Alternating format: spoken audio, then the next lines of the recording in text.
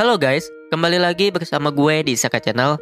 Kali ini kita akan lanjut ke ringkasan cerita volume 11 seri Gensokki yang berjudul Hajime no Soumekyoku atau dalam bahasa Inggrisnya Sonata of the Beginning, yang bisa bermakna permulaan dirinya, yang mengacu baik pada setiap karakter yang terlibat di insiden sebelumnya maupun insiden selanjutnya yang akan melibatkan pihak dari kerajaan Beltram. Chapter 1. Setelah kekacauan. Setelah menghajar Takahisa hingga membuatnya tumbang, trio membawa Miharu di pangkuannya keluar dari kapal dan mendarat di atas atap dengan hati-hati. Charlotte dan Satsuki yang dari tadi menunggu langsung menghampiri mereka sesaat setelah mereka melihatnya. Setelah memastikan bahwa Miharu tidak mengalami luka, Satsuki pun merasakan ada suasana yang aneh di antara mereka berdua. Namun mengesampingkan hal tersebut, dirinya menanyakan Takahisa yang ternyata masih tumbang di kapal. Anehnya Satsuki yang telah mengetahui hal tersebut malah cekikikan mendengar jawaban Ryo. Dan perlu kalian tahu, gue ngerasa paling puas di adegan ini sambil ngehujat si bangsa Takatres. Ryo pun menanyakan akan seperti apa keadaannya nanti, karena bagaimanapun juga Takahisa masihlah seorang hero yang mewakilkan kerajaan Kanto Stella. Namun dengan tenang Charlotte menjelaskan bahwa ayahnya sudah menyiapkan segalanya. Dia menjelaskan bahwa seluruh area ibu kota sudah dikelilingi oleh kapal sihir. Itu semua dipersiapkan setelah Liliana memberitahu ayahnya. Karena bagaimanapun juga kru dari kapal sihir milik kerajaan Kanto Stella tidak akan meninggalkan masternya, yaitu Putri Liliana yang masih berbicara dengan Francois. Dan jika Takahisa berhasil menculik Miharu, hal tersebut bisa menjadi sebuah deklarasi perang terhadap kerajaan Galar. Tapi untungnya Ryo bisa membatalkan hal tersebut.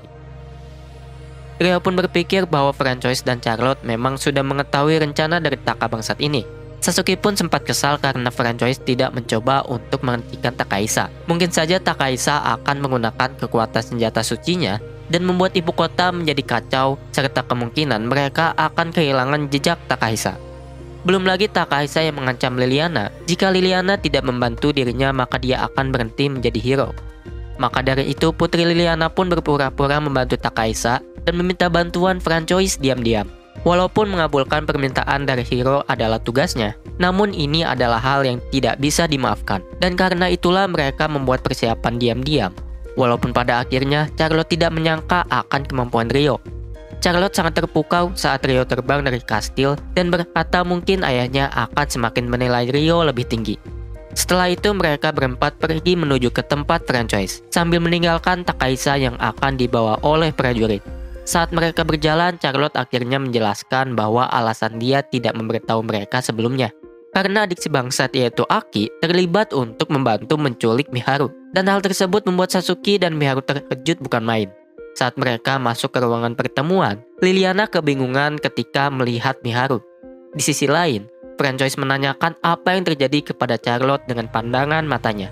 Ketika Charlotte selesai menjelaskan, Francois dan Liliana kebingungan dengan penjelasannya yang mengatakan bahwa Ryo terbang menyelamatkan Miharu. Setelah mendengarnya, Francois malah tertawa dengan keras sambil memuji Ryo.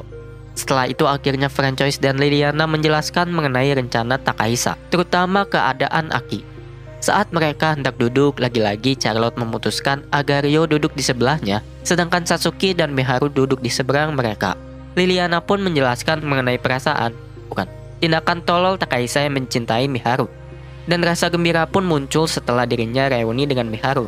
Tapi karena ada seorang pria yang tidak dirinya kenal dekat dengan Miharu, maka dia pun menjadi panik.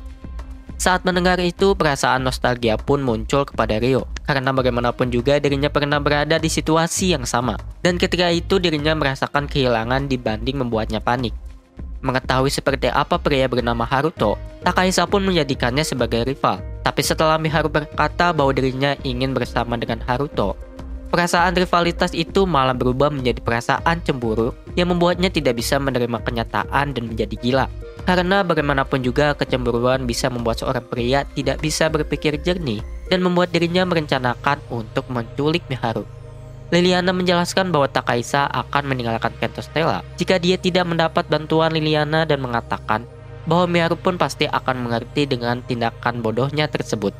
Dia mengatakan bahwa Miharu tidak akan pernah bisa bahagia jika bersama Haruto. Dan karena itu Liliana meminta maaf kepada Miharu karena tidak bisa menghentikan Takahisa dengan perkataannya. Emang si bego aja yang tolol.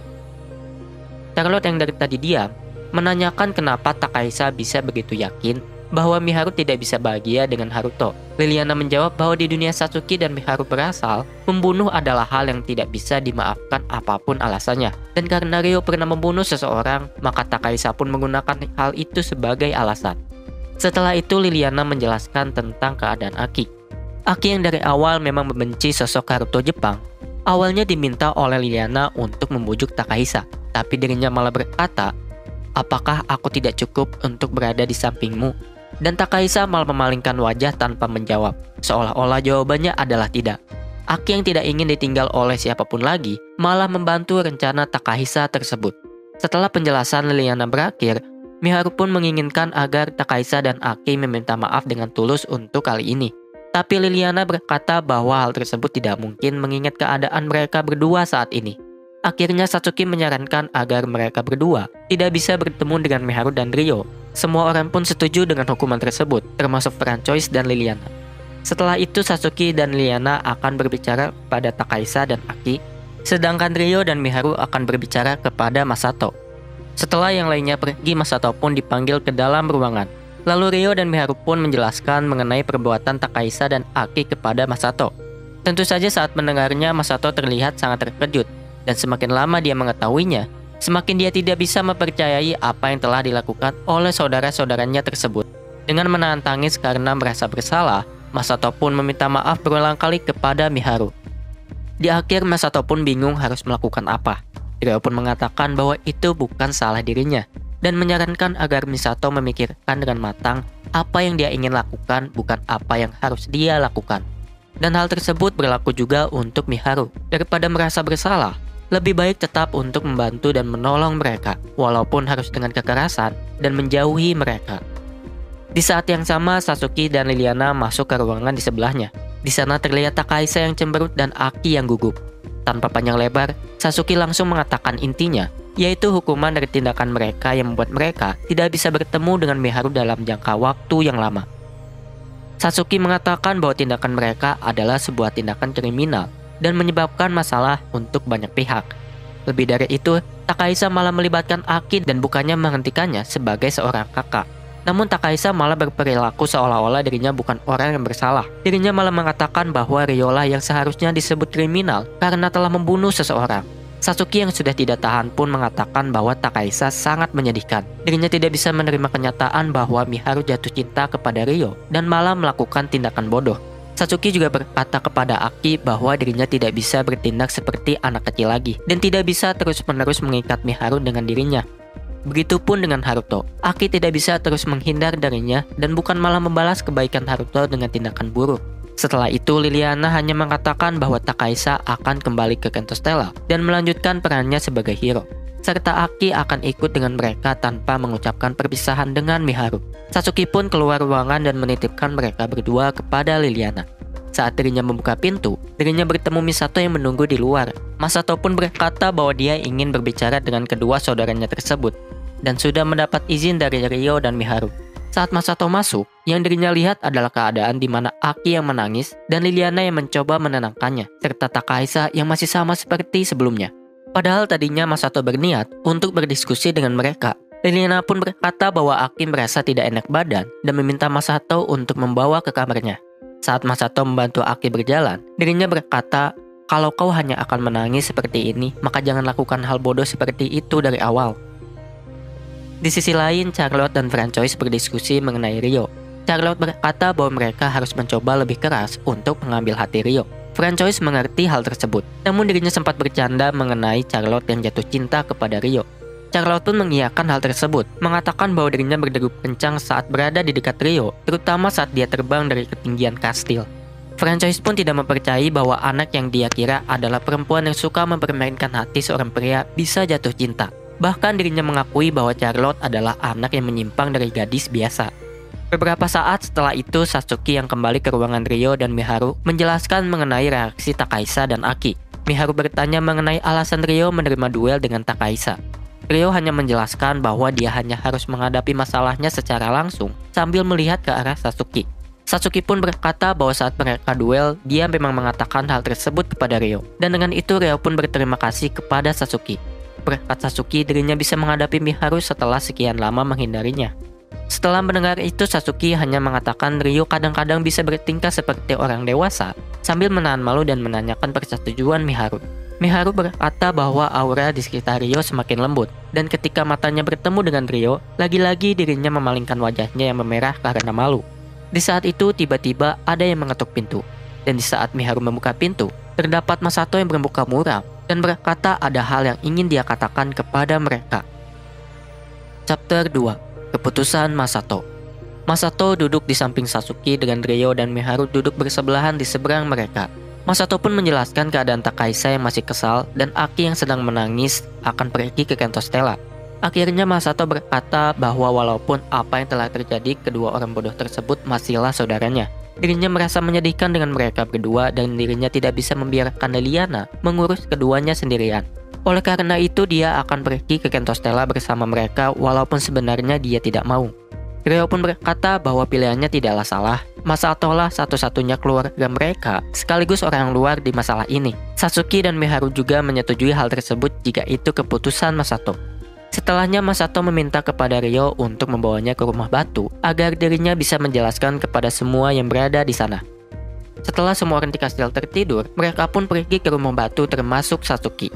Seperti biasa, Latifa orang pertama yang menyambut mereka. Ryo mengatakan agar mereka semua duduk di ruang tamu karena ada beberapa hal yang ingin mereka katakan.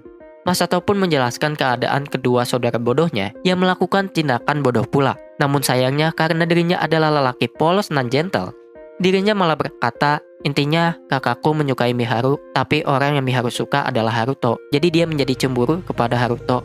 Dengan perkataannya, semua gadis pun kaget di saat wajah Miharu memerah dan mencoba membenarkan perkataan Masato. Satsuki yang melihat reaksi mereka hanya berpikir bahwa Ryo memang lelaki penuh dosa. Masato pun melanjutkan perkataannya, mulai dari Takaisa dan Ryo yang berduel untuk memperebutkan Miharu, hingga Takaisa yang menculik dan membawa paksa Miharu ke kantor Stella. Tentu saja para gadis khawatir dan menanyakan keadaan Miharu, apalagi setelah mendengar bahwa Aki membantu Takaisa. Para gadis mengatakan walaupun mereka belum lama mengenal Aki, tapi mereka tahu Aki bukanlah gadis seburuk itu, dan meminta agar mereka semua bisa saling menceramahi, berbicara dan berbaikan dengannya nanti. Masato akhirnya mengatakan keputusannya kepada para gadis mengenai dirinya yang akan pergi ke kantor Stella bersama dua saudara bodohnya untuk mengurus mereka. Ryo berkata bahwa keputusan Masato adalah hal yang luar biasa. Dirinya menghormati kejujuran dan pemikiran positif Masato. Dan yang lainnya pun satu persatu mulai memuji Masato. Hingga akhirnya Masato dengan malu berkata, mereka bisa menyerahkan kepada dirinya. Tidak bisa menahan malunya lebih lama, Masato pun menyeret tangan Haruto dan berlari ke kamar mandi. Chapter 3. Selamat tinggal menuju perjalanan baru. Setelah itu karena Masato akan ikut ke kantor Stella, dirinya selama 2 hari tidur di kamar Liliana bersama dengan Takaisa dan Aki. Liliana pun setiap hari akan melaporkan kondisi Takaisa dan Aki kepada Satsuki. Liliana mengatakan dirinya tidak bisa membujuk dan mengajak Takaisa berbicara karena Takaisa yang mengacuhkan dirinya. Dan akhirnya hari mereka pulang pun tiba. Di taman kastil, Liliana dan Masato mengucapkan perpisahan kepada Ryo, Miharu, dan Satsuki. Masato berkata kepada Ryo dia akan tetap melanjutkan pelatihan pedangnya di kantor Stella. Liliana pun berkata dia akan mengantarkan Masato ke Galar secara rutin untuk berkunjung. Saat Liliana dan Masato pergi, Satsuki sempat berkata bahwa sekarang Masato terlihat lebih dewasa, mirip seperti seseorang. Miharu pun menyetujuinya sambil tertawa kecil menatap ke Ryo. Saat Liliana dan Masato menuju ke kapal, Liliana memuji tindakan Masato yang melakukan hal demi kepentingan orang lain. Masato mengeles dan berkata bahwa Haruto lebih hebat dari itu. Liliana pun setuju jika Haruto adalah orang yang hebat. Mendengar itu, Masato pun bertanya apakah Liliana jatuh cinta kepada Haruto. Karena setiap wanita yang dirinya temui, hampir semuanya suka kepada Haruto. Liliana membantah dengan mengatakan bahwa dia tidak begitu mengenal Haruto, dan Haruto sudah dikelilingi banyak wanita cantik. Masato pun berkata bahwa Liliana juga wanita yang cantik. Liliana pun hanya menganggap itu sebagai gombalan. Masato membantah bahwa itu bukan sekedar gombalan, dengan berkata, tentu saja karena hal tersebut, aku dengan senang hati akan menikahi wanita luar biasa sepertimu tahu. Liliana pun hanya tertawa kecil sambil mengatakan bahwa Masato pasti akan menjadi lelaki hebat dalam beberapa tahun nanti. Dan dirinya juga berkata, jika nanti aku masih belum mempunyai pasangan, dengan senang hati akan kuterima lamaranmu. Tidak lama, Masato menyapa Takaisa walaupun tidak ada balasan. Masato bertanya mengenai perasaan Takaisa yang bisa melihat Miharu walaupun dari jauh. Dirinya menyindir Takaisa bahwa keberadaannya dan Aki tidak ada artinya baginya tanpa Miharu. Masato berkata setelah memanggil Haruto sebagai kriminal, malah kau sendiri yang melakukan tindak kriminal. Masato menjelaskan dirinya di sini bukan karena kasihan. Dirinya akan menyeret mereka berdua agar tidak tersesat lebih jauh. Di akhir, Takaisa masih tidak mengakui kesalahannya dan masih berpikir bahwa Haruto lah yang seorang kriminal dan seorang pembunuh. Dirinya merasakan frustasi sambil sekilas melihat Miharu yang tersenyum bahagia di samping Haruto. Seminggu setelah itu, akhirnya giliran Ryo dan Miharu yang akan pulang ke rumah batu. Ryo berjanji kepada Satsuki dia akan secara rutin membawa Miharu ke kastil. Ryo juga berjanji akan menyajikan masakan Jepang saat berkumpul dengan Liselot yang sudah duluan pulang ke Amande karena masalah pekerjaan. Setelah sarapan pagi, mereka bertemu Francois untuk izin pamit. Francois pun mengatakan dengan gelarnya dia bisa dengan mudah untuk memasuki wilayah dalam otoritas Galar dan meminta Ryo agar lebih sering mengunjungi kastil untuk bertemu Satsuki dan Charlotte. Setelah itu dirinya meminta Charlotte untuk mengantar Ryo dan Miharu pergi. Setelah melewati koridor, Satsuki pun mengatakan perpisahan. Charlotte pun memanggil Ryo dan memintanya saat Ryo datang kembali ke kastil nanti, Ryo dan dirinya bisa melakukan kencan di dalam kastil. Charlotte berkata bahwa sebelumnya dia hanya memandang Ryo sebagai kakak laki-laki, tapi sekarang dirinya memiliki perasaan suka terhadap Ryo sebagai seorang wanita. Di saat yang sama, Reis yang entah dari kapan mengintai Ryo dari langit kembali memulai rencananya. Cerita selingan, Sakata Hiroaki. Sementara itu di pihak restorasi, Hiroaki tetap menetap di kastil Galar untuk memperdalam hubungan dengan kerajaan Galar sebagai simbol dari pihak restorasi. Namun di balik itu dirinya hanya mencari kandidat yang cocok untuk menjadi pasangannya dari bangsawan Galar, terutama Lisette yang merupakan anak perempuan dari Duke Gregory yang sudah dia temui beberapa hari ini. Seperti sebelumnya mereka mengadakan pesta teh bersama dengan wanita bangsawan lainnya. Para gadis banyak membicarakan mengenai Hiroaki yang menjadi pusat dari pesta teh mereka seperti biasanya. Para gadis lain pun menjodohkan Lisette dengan Hiroaki dengan menyuruh Lisette untuk memberikan kue buatannya karena sepertinya Hiroaki menyukai makanan manis. Namun Hiroaki malah teringat dengan Liselot yang memiliki nama yang sama dengan wanita yang ada di hadapannya. Dirinya berpikir Lisette adalah wanita yang cantik, tapi tidak bisa dibandingkan dengan Liselot. Setelah itu dia pun mulai membicarakan mengenai tindakan Takaisa yang membuat para gadis lain pun tidak bisa berkomentar. Karena bagaimanapun juga hal itu tidak sopan, mengingat Takaisa masihlah seorang hero dari sebuah kerajaan. Namun Hiroaki masih berbicara dan berkomentar bahwa orang dengan wajah seperti Takaisa bisa saja menjadi terkenal. Namun karena dia punya kekuatan Chi di dunia ini, bukan berarti dia bisa melakukan hal apapun yang dia mau. Dia berkata hal yang dilakukan Takaisa bisa merusak pandangan orang terhadap sosok hero dan kerajaan yang diwakilkannya. Mungkin sekian dulu cerita dan ringkasan volume 11 di video kali ini, yang sebenarnya akan menceritakan bagian pertama dari perjalanan Ryo dan Celia dalam membantu Christina untuk kabur dari Beltram. Terima kasih bagi para pendengar dan juga penonton dimanapun kalian berada. Sampai jumpa di part selanjutnya. Bye!